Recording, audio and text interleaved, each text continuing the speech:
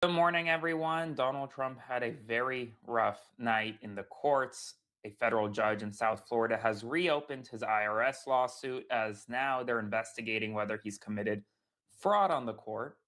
In addition, in Washington, D.C., Trump tried to dismiss the Oath Keepers indictment during the January 6th insurrection.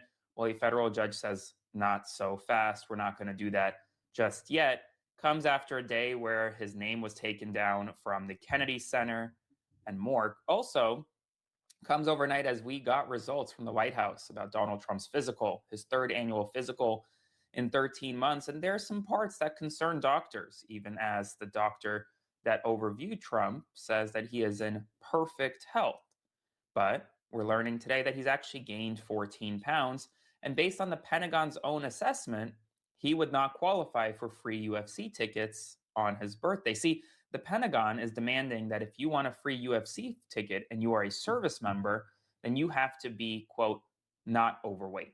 Or as the Pentagon told CNN, not a fatty. That's a direct quote. Well, I have an exclusive text message showing the requirements that service members must meet this morning.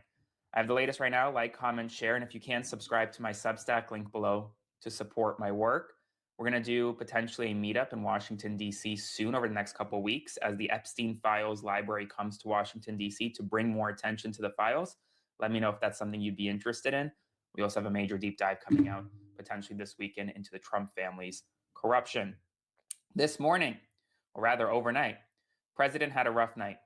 Because first, you had this order come out from Judge Kathleen Williams in the big $10 billion IRS lawsuit, saying that she's essentially going to reopen the lawsuit to determine whether or not fraud on the court has been committed.